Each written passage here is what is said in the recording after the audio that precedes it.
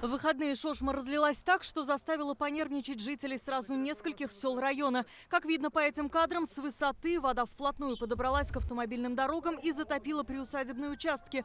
К буйному характеру любимой реки Табриз Галимзянов привык давно. Дом он здесь построил еще в 1974-м. Огород затапливает каждый год, а вот до фундамента вода доходит раз в пятилетку. Каждый год вот такое положение.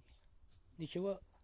Против воды ничего не сделаешь. Страховку не платили после этого наводнения. У Мударисы Галиева минувшей ночью погибли пчелы. Из 14 ульев остались 10. Весной размывает фундамент, заливает погреб, сыреют стены. Сегодняшний день он от шушмета зависит. Может, вятка там заполнена где-то, забив там есть, да. В эти дни сотрудники МЧС на посту круглые сутки. Только в Карелино в зоне подтопления оказались 15 домов. 35 человек, из них 3 дети, переобулись в резиновые сапоги.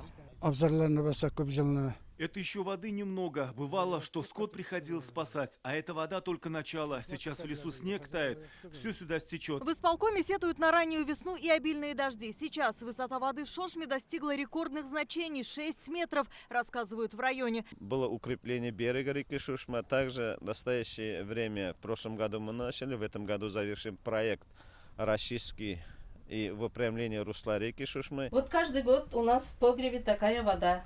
Полный погреб. Шошма захватила еще 3 населенных пункта района. В зоне подтопления оказались более 50 домов, а это как минимум 130 жителей, из них 16 дети. В МЧС сказали, готовы к любым чрезвычайным ситуациям. Для эвакуации людей пункт временного размещения, все готовы для приема. Если кто-то почувствует себя плохо, в деревнях есть объездные дороги. Красота, скажет кто-то, страшная сила, ответит другой. Стихия не щадит ни приусадебные участки, ни дома, ни дороги, ни мосты. Большая вода пришла не только в Балтасинский район. К примеру, в Зеленодольском и Каибецком районе разлилась река Кубня. Это село Татарское Танаево Зеленодольского района. Ранняя весна заставила так разлиться реку, что 2-метровая Кубня превратилась в село в Венецию. Самый ходовой транспорт сегодня лодка. На ней и к соседу, и к большой дороге. Подтопило 12 хозяйств. А это 16 человек, из них 2 ребенка.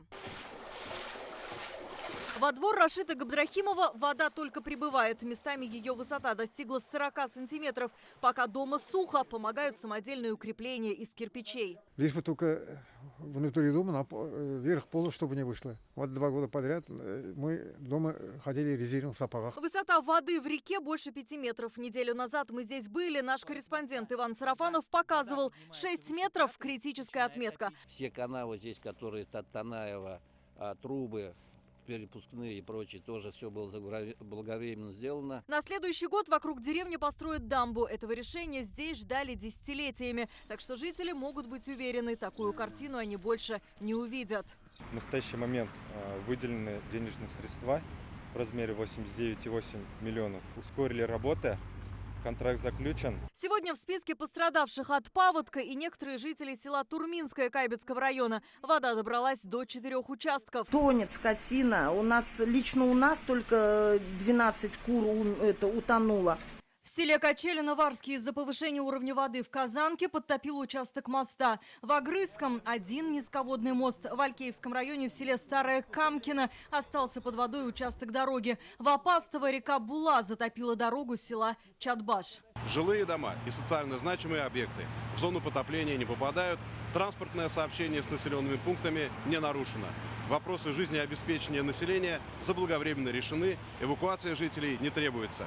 Пик паводка, как и обещали синоптики, начался в 3-й декаде марта и продолжится до 10 апреля. Алия Хайрудинова, Алмаз Зиединов, Адель Миндубаев, ТНВ, Татарстан.